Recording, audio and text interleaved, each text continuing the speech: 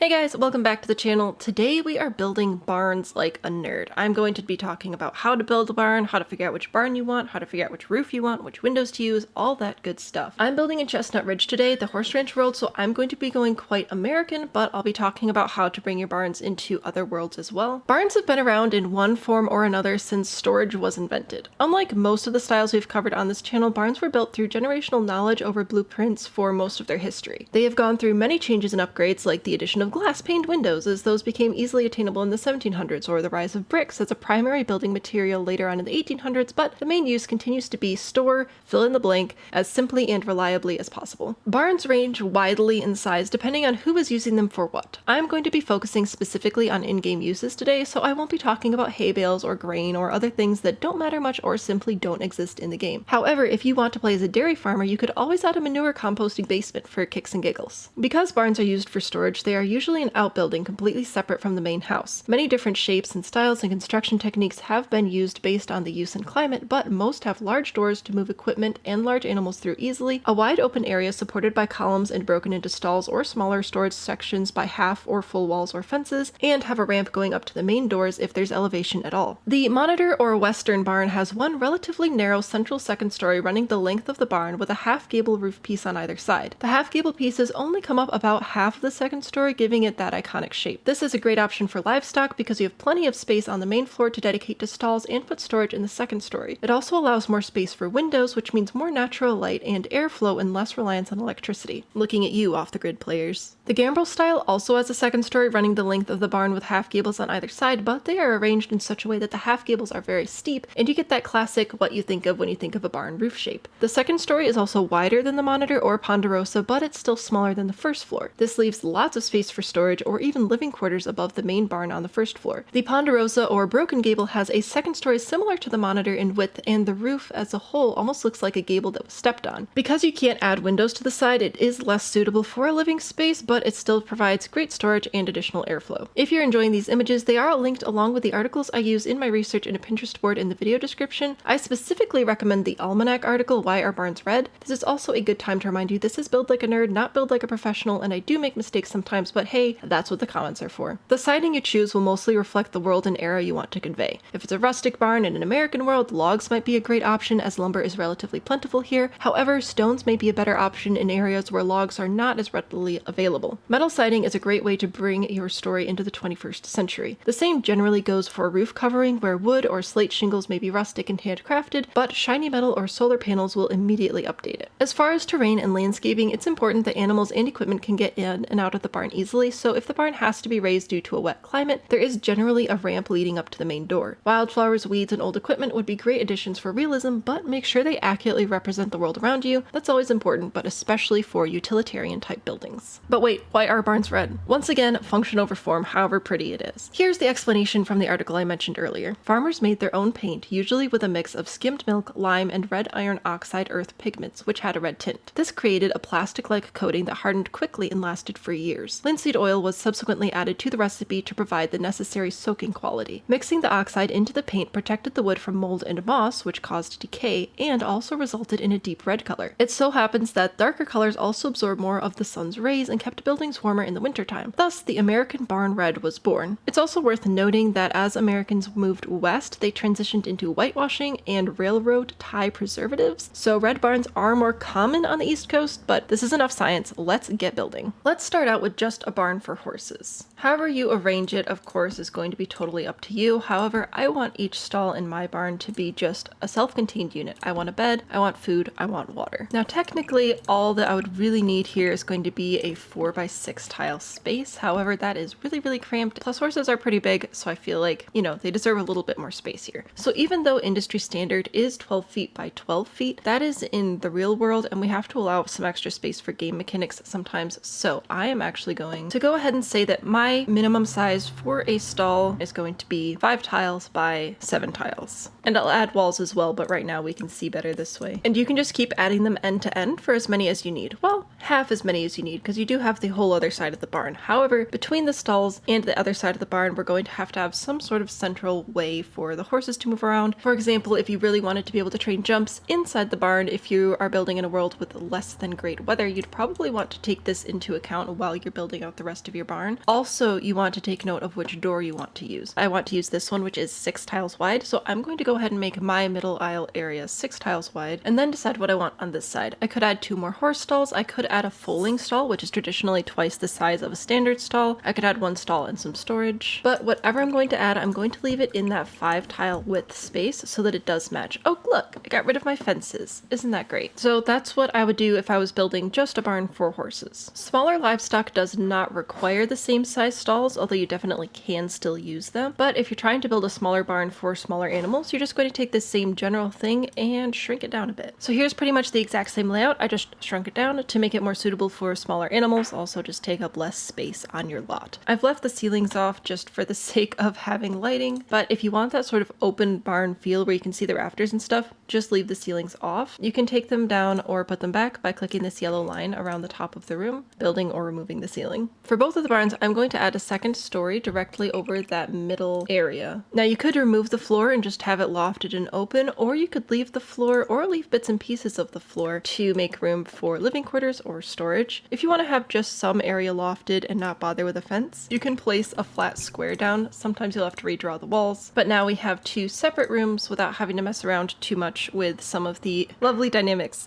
that can occur when you're trying to delete floors surrounded by walls and fences and all that jazz. In fact, I'm just going to copy, rotate, and place this same room on this side. Now I have a couple of nice lofted areas for a couch, hay bales, whatever. Now let's talk about the roof. Now for the first floor of the barn, you pretty much need to have it be medium height. This is going to look best, first of all, just aesthetically, as well as fit the livestock best. Now the second floor could be medium or short, and that's kind of going to affect how our roof is going to come together today. So let's go through all of them here with the short walls, and then we'll go through them all with the medium walls, and you can decide what you like. For all of them though, we're going to place a half gable on either side and a gable on the top. Go ahead and hold shift to pull these eaves in on your half gables, and this is where they are all going to start. So for the broken gable, you are going to pitch this down until it meets the top of that wall, and then leave the top gable the default pitch, but you do want to pull those side eaves in. So there is a look at the broken gable or Ponderosa roofline. Now for the monitor, we're actually going to bring these down to be about halfway up those walls. Pitch this down a bit so that it mostly matches these, and bring those eaves back out. So there's that one, and here's how that will look with the medium wall height. And finally, for the gambrel style, we're actually going to push these back to be only 3 tiles wide, and we're going to widen our top floor. So that'll look something like this. Now obviously the gambrel style gives you a much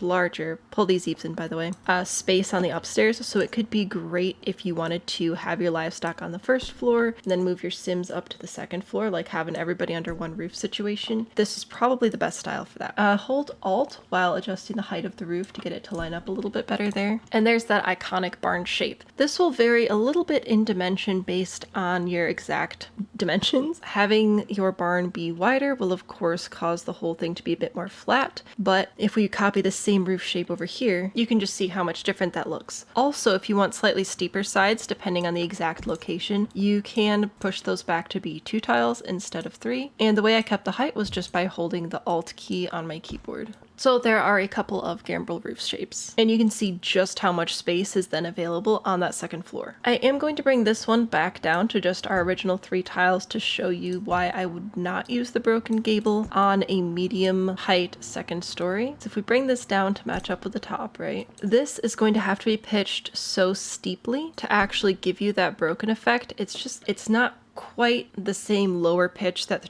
the traditional Ponderosa or Broken Gable will have, so that's why I wouldn't generally recommend it. And I don't recommend the gambrel on short wall height, and now I'll show you why that one. It's just basically for the same reason, where at this point you have to pitch everything so severely, it just looks really squished. I have seen barns definitely with this shape. Generally, it does just look better as a taller roof height, just like the broken gable might look a little bit better, a little bit shorter. Okay, so we've done big animals, little animals. Let's talk about people. I'm going to start with the same base barn size, just to try and show you how it all comes together. And I'm going to be going with a gambrel roof shape. Like I said, it allows for a lot more space on the second story. However, if you wanted to use one of the others, go for it. It'll just be less space on the second floor if you even want living space up there. Maybe you just want to leave leave it open. We will add windows and wallpapers eventually, but for now, let me just throw some lights down so I can show you where I'm building my walls. It's not going to be very many. Now, if you actually did want this to look like a converted barn, like an old barn that has been converted into a living space, in that case, I would draw walls where the stall walls would have been and try to build off of that. But if we're going for a new barn dominium, we're actually going to run with a lot of contemporary concepts like big open spaces. I know that I want some sort of entry point with washer, dryer, basically a mudroom,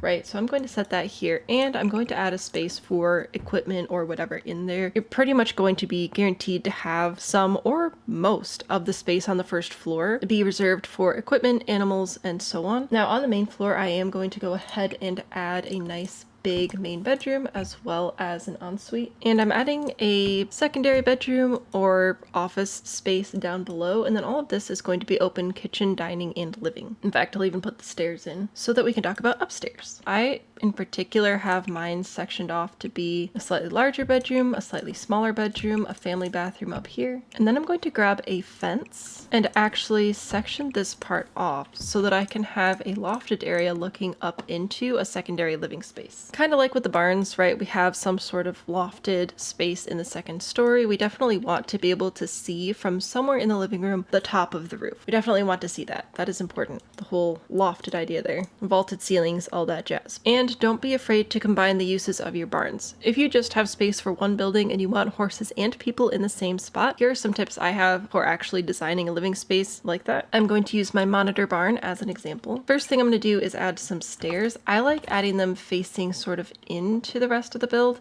just because that way I don't have to worry too much about walking straight into a corner. And because of the way this roof is, we could have some windows on the side, but for the most part we're going to have big windows at the front and the back, so that's where I kind of want to prioritize having my kitchen and living space and also the bedroom space. I'm gonna move my stairs one more tile. That'll give me a really nice big 4x6 tile bedroom over there, a 2x3 tile bathroom, and then all of the space can be used for kitchen, living, and dining. Speaking of windows though, let's actually talk about finishing up the outside here, and then we'll move back inside. If you want your barn to feel really, really old, you want to go with some really uneven shingles. The Shake It Up from the base game would be a great option, or the rustic roof from the Horse Ranch pack, or of course the super mossy roof, which would not be great, but you know, if you're looking for an old rundown barn, that might be a really good option. So this would look more like handmade shingles that were thrown onto a barn just to protect the animals and the equipment, right? Now, if you want your barn to be slightly newer, you could grab an older corrugated metal roof or some more uniform shingles. And if you want it to look super fancy and new, you could go with something a bit flatter, like the concrete slabs here, something shiny, or even grab the solar shingles if we really want to bring it into the 21st century there. And we can tell the same stories with our siding.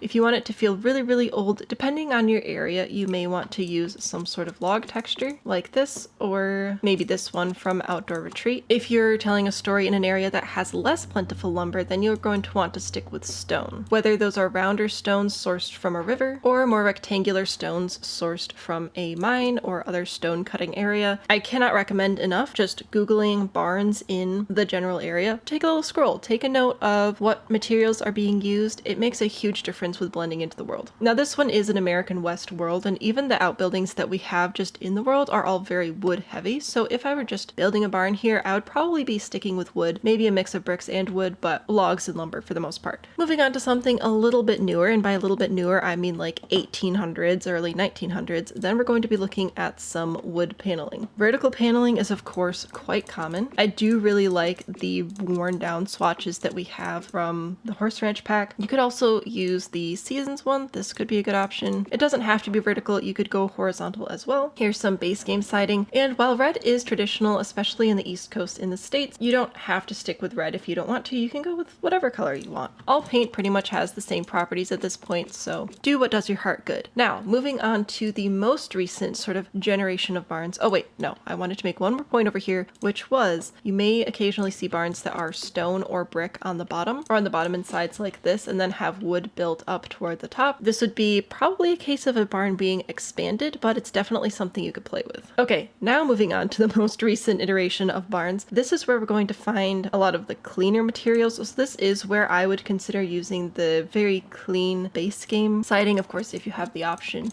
So that would work fine. Or if you do want to stick with vertical, I would go with something a bit newer, like metal siding. This is a really, really common siding texture, whatever they call it in the real world. I think just siding. This is a common siding choice for modern barndominiums. Also, my roof isn't quite lined up, which is a problem. Again, holding Alt on your keyboard can help you get that adjusted a bit better. For roof trims, if your barn is older, I recommend something wood colored and rounded like that. For a little bit newer, you can use white if you want it to feel a little bit more clean, but I would still stick with something a little bit more rounded, or wood and square to sort of balance the difference. And then for the newer stuff, I would go with white or black and a nice crisp square line there. It'll just look less worn that way. Next up, doors and windows. Of course, we all know the classic big old barn doors with the X's on them. That was done for structural reasons. You could also just as easily have a wide open arch or any other large door. What you're not going to see though, unless it's a side entrance, is going to be anything that just is 1 or 2 tiles wide like this. If you're going to have a narrow door, it's going to be 2 narrow doors right next to each other. This in particular is a bit fancy for a barn, but it shows what I mean. Where this door itself is narrow, but there are 2 of them, so it's fine.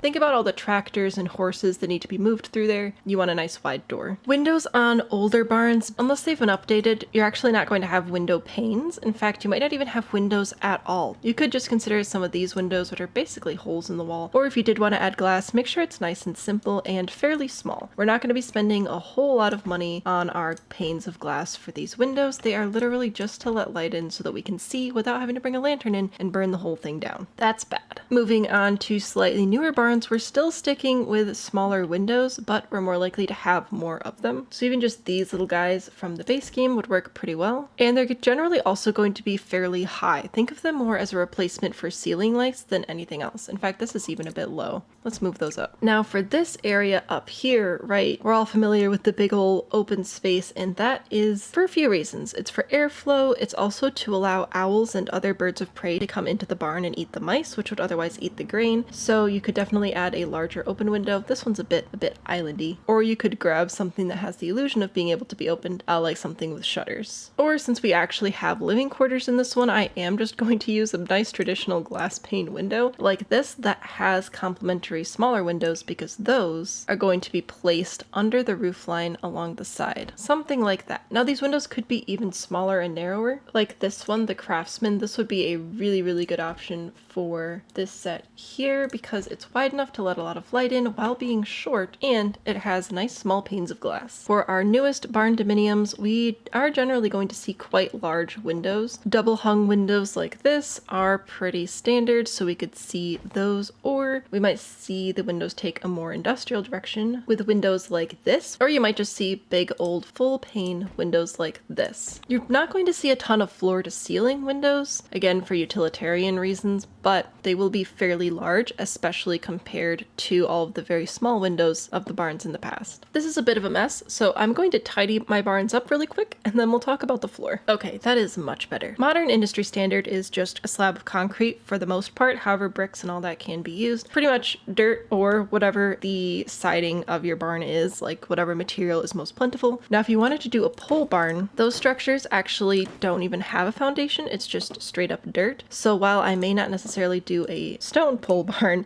if you wanted to pull in that aesthetic, I would go ahead and grab some dirt terrain paint and just paint it in like this. There you go. There's your barn floor. Or if you want to keep the floor, we do also have a couple of dirt options in the miscellaneous floor textures. I think for this one, I'm going to go with some old flagstone type flooring. Now for this one, I might actually use concrete. It is a bit more of a recent construction, but for upstairs, I'm definitely using wood. So I can just use some nice old-fashioned lumber like this. And for inside our brand new construction, you could go with stone on the main floor if you wanted to, but I'm going to go with wood throughout. However, I'm definitely going to pull in some nice, clean, brand new boards like this. And as always, I recommend matching your stairs to your floor if at all possible. That looks pretty okay. And if you want to get get rid of this white bit showing underneath your fences, you can actually grab some jutting or inlaid exterior trim, find a color that you like, and place it inside there. However, to keep it from showing up everywhere, you will have to hold the shift key to just place it on one section at a time. And now it's not outside, but it is inside, so that might help.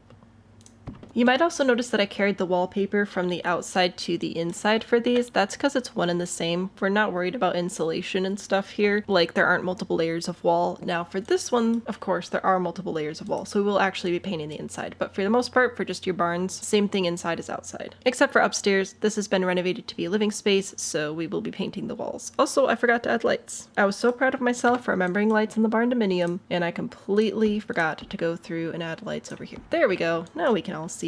So for this area, honestly, I'm tempted to just go with like slightly cleaned up versions of the boards from the outside, right? Maybe they layered on some new boards, patched up some holes, but for the most part, it's largely the same. And for the Barndominium, you can do pretty much whatever you want, but if we're sticking with the contemporary direction, I'm going to pick either something that has a little bit of a traditional aspect to it, like this wall, or something a lot more clean, like this plaster. You could bring in some Western elements as well, like we talked about in our ranch home video. Paneling or Western inspired wallpaper, that's going to be quite thematic. I think I'm just going to be sticking with plaster. To finish up our more rustic barn over here, I will note that you can definitely add a wall around the stairs if you were concerned about like smells or weird lighting coming in from the basement, but at the very least, I would probably add a fence. It just feels like a good faith thing to do. And I'm going to just do a simple line kitchen over here. Now, I definitely want to bring in something a lot more rustic over here, so I'd probably grab this counter set from Horse Ranch, or the cottage living one, or even the country kitchen set. So I can have a tile for a refrigerator, a couple of counters, a spot for a stove, and a little end piece.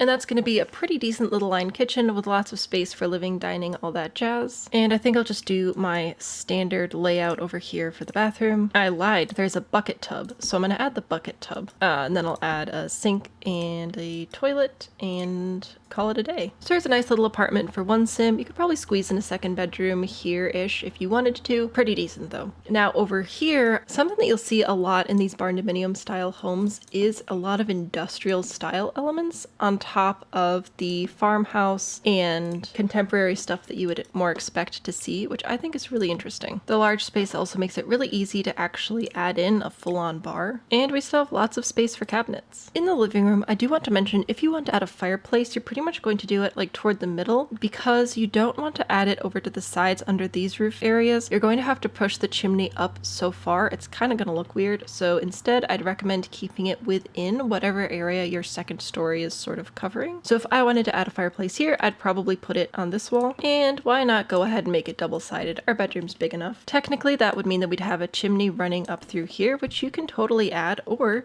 completely ignore. But we definitely want to add a chimney on top. Unfortunately, this chimney is very, very large, so I'm going to shrink it down. You could also add a chimney with half walls, which I do frequently, but I think I'll just leave it like that for now. And on the inside, we could use arches, we could use doors, pretty much whatever seems to make sense for the space you're designing. This door is a full 6 tiles, so while I could probably squeeze it in there, it's not going to work super well. I think I'll opt for some squared frames or these smaller barn doors instead, which would actually work really well right here. I would generally recommend making this into some sort of mudroom with an attached bathroom. Add your laundry stuff, probably want a shower. And then for the other bathrooms, do whatever you want. I'm bringing the bucket tub back because I love it. And because I have the space, I think I'll go ahead and do a nice big vanity over on this side. Should I really go for the Western vibe and put in a star mirror? I think I will. And then I'll grab a shower and toilet as well. For this bathroom, I'm going to do my other standard 2x3 tile bathroom, wherein I put a tub and shower combo on the one side and a toilet and sink on the other, and call it a day. I don't generally go into interior design, and I'm not going to go into it very much here. I have loads of images on my Pinterest though if you want to check it out. The one thing I did want to mention is this lofted area here is a really, really great spot to add some sort of ceiling decoration or large statement lamp, you know, something like this, because you can. can. Why not, right? Let's talk about a few finishing touches we can add to warm up the space a little bit more and make it feel a little bit more interesting. The first one I'm going to do is over here, grab this same floor texture, and I'm actually going to apply it to my ceilings as well. Now you can add whatever you want to the ceilings. I just think that this is going to work best for this particular build that I have going on over here. But then over here for this barn, I'm actually going to use this one, and I want these smaller boards, these guys, to actually run in the same direction as my floorboards. So I can go ahead and place that ceiling texture down. And we're also going to add some spandrels and columns. The columns are of course going to support the barn. You can put these at intersections. That's a pretty default place to put them, and make sure that you have enough where it's going to make sense that yes, these could actually be supporting your barn. That should work for me. Now I do want to add some spandrels. I can quite easily add some spandrels just above my fences here, but you can see wherever there's not a wall, it's not placing. So unfortunately I will have to add a wall if I want to place my spandrel there. So I'm going to be adding walls in this direction as well. Since I already have move objects on, by drawing the walls here, I'm not really going to be removing anything except apparently the stairs. This will also give us a nice easy place to add lights, because remember, we don't actually have a ceiling over here. So now I can grab some barn lamps or whatever and just hang them from my rafters. How cute is that? Now I will say I don't know what the exact correct lamp to have in a horse stall is. I did not come across that in my research. So if you're not supposed to have lamps in there for hazardous reasons, please don't add lamps, but I don't know. So I'm just going to continue in blissful ignorance. And we can add these exact same columns and spandrels over here. In fact, let me just zoom down here real quick, because it's not super sterile, but it's not great. However, adding a couple of columns and a spandrel or two can actually add a lot of character to the space. Depending on your vibe, you can also double them up like this, which will sort of create archways, which is fun. It does make me want to move my bar over. See, all of a sudden the space feels a lot warmer and not quite so contemporary. I will leave the rest of the decorating to you, but let's talk about the outside and something that I'm not missing, but it might look like I'm missing, which is a foundation. Typically barns don't have foundations. Think about it. You got to drive tractors in, you have to get livestock in. The last thing you need is a bunch of stairs getting in your way. However, some may need to be elevated for drainage purposes in wet climates such as mine. So if you do have to raise your barn, you can stick with a concrete looking foundation, something like this, or you could grab something with stone or brick, and you really need to add a ramp going up to that front door. So we're jumping over to terrain tools. Grab your shovel, the terrain manipulation tool, select flatten terrain, and this will flatten to whatever height you first click at. So we're going to grab that, and we're going to grab a square that is about the width of our door. Might go a little bit wider, and I'm literally going to start inside the barn to click and then pull out a bit, then drop my brush size, go over to the smooth terrain and smooth it out around. Now to check and see if it actually looks remotely decent, you can go ahead and grab some terrain paint, place that down, and sometimes that can help you see if there are any funny lumps and bumps, which you can then smooth out further. If you're newer with terrain tools, I highly recommend, and even I use this pretty much all the time, the lowest speed and the highest softness. But now you have a nice ramp for all of your equipment and animals to walk up to get to the barn safely, but it's still elevated to protect from flooding. While we're out here, let's talk about landscaping. Now, barn's primary purpose is a utilitarian outbuilding, which means it's not made to be pretty, although they can be quite lovely. So you're not generally going to see a lot of flower beds and stuff. If anything, you're going to see vegetable gardens and weeds, pretty much. So here are some ways to make that look good. If you do want to add flowers, try and keep them to a fairly minimal level near pathways or entry points for humans. For example, this barn is just for humans, so I see no problem adding a few flowers here. Adorable. Around your more utilitarian barns, you're going to be seeing a lot of weeds, wildflowers, rocks, and possibly even rusty old equipment. Now, the rusty old equipment is pretty much just in debug, but a super easy way to find it is to jump in the gallery and just search for it, like a tractor. And here are all my tractors. When you're looking in the gallery, if you see this little flag with the plumb bobs on it, that means that that item contains a pack you don't have, so that should speed up your search a little bit as well. You can just scroll past all the green flags. You can also search by pack like horse ranch debug, and here's some horse ranch debug. You place the room on your lot, grab what you want, delete what you don't, and there you go. Rusty old farm equipment for your landscaping. For plants, I recommend using a lot of the more unkempt ones, so the wild grass, the green grass. These grasses specifically that came with horse ranch are really good. This one from Jungle Adventure is pretty fantastic. Something tells me this is leaking and killing the grass, so I'm gonna go with that. I recommend staying away from the more shrub-like flowers. You know, this is, I mean, you can. Obviously, you can do whatever you want, but if you're going for like the weedy backyard, nobody really cares about this spot, you want to go with the wildflowers, the standalone flowers like this, or these, or the oopsie-daisies, those would all be really good additions to this sort of space. And of course we want to add a couple of rocks. As always, match your rocks to your world. This particular world is pretty orange, so I'm gonna grab the more reddish orange type rocks. And of course I have these just straight from the world that I can stick in there. And finally, you're going to go in with your terrain paint. All my terrain paint just disappeared. So anyway, go in with a nice soft brush with dirt under your plants, your foundation, your rocks, everything that touches the ground, and wherever you would want any paths to be. Then bring your softness back toward the middle to grab whatever gravel or terrain paint you want your path to be, and then bring that in. I like having that little bit of dirt blending my path into the grass. It's not everybody's thing, but it's mine. And there's a quick look at some landscaping. I hope you enjoyed this look at barns. All the reference images you saw in this video, as well as a bunch I couldn't even fit in, are all on a Pinterest board, which is linked down below. Each one of these barns will be available for download on the gallery. All that information is also down below in the video description. Thank you so much for building with me today, and I look forward to building with you again very, very soon.